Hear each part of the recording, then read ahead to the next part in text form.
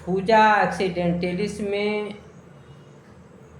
जो रोगी होता है वो उसके अंदर साइकोटिक पॉइजन होते हैं, प्रमेह विष होता है, या गनोरिया जिसे सुजाग भी कहते हैं, उसके दब जाने से भी इसके वार्ड्स होते हैं।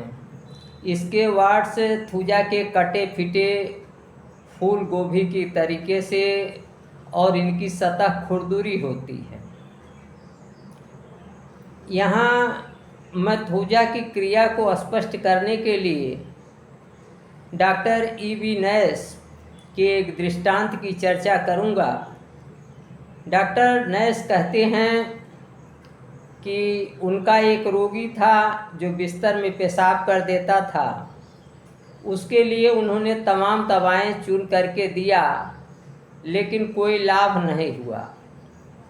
अंत में उन्होंने देखा कि रोगी के हाथ पर तमाम मस्से निकल आए थे और इससे उन्हें यह समझने में सुविधा हुई कि रोगी साइकोटिक पॉइजन से पीड़ित है, और तब उन्होंने उसका बिस्तर पर पेशाब करना और वार्ड्स दोनों को थूजा की कुछ बूंदों से ठीक कर दिया। अगली औषधि है कौष्टिकम। कौष्टिकम का मस्सा ठोस होता है, कड़ा होता है, प्रायः चेहरे पर पाया जाता है, दाएं ओर पाया जाता है।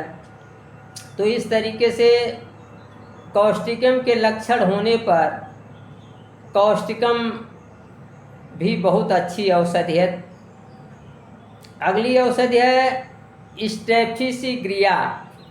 स्टेफिसिग्रिया प्रायः इसके मस्से आँख की पलकों पर पाए जाते हैं, और ऐसे रोगी के दांत वो सड़ गल रहे होते हैं, दांतों की कुछ परेशानी अवश्य ही साथ होती है।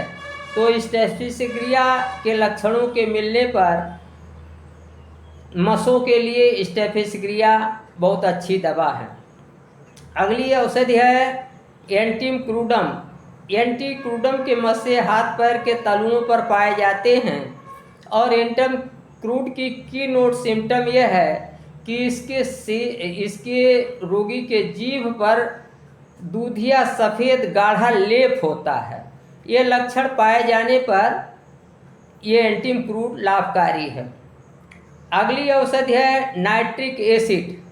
नाइट्रिक एसिड के मस्से जो है भीगे भीगे होते हैं, उनमें बदबूदार रस निकलता रहता है और छूने पर उनसे खून भी निकल जाता है। तो इस तरीके से नाइट्रिक एसिड के मस्से होते हैं। नाइट्रिक एसिड के रोगी का जो पेशाब होता है उसमें बहुत घोड़े के पेशाब के तरीके से बदबू भी होती है। अगली औषधि है नेट्रम मूर। नेट्रम मूर के मस्से जो है, इसमें जो है कट जाने की तरह बहुत ही दर्द होता है, और यह प्रायः हाथ पैर के अंगूठे में पाया जाता है। नेट्रम मूर का रोगी थ्रस्टी भी होता है और उसे नमक की बड़ी प्यास होती है, अधिक वो नमक खाना चाहता है।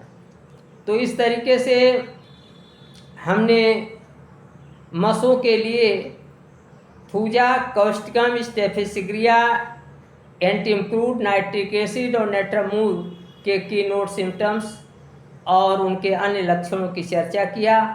आज बस इतना ही। नमस्कार, मैं डॉक्टर प्रेम नारायण।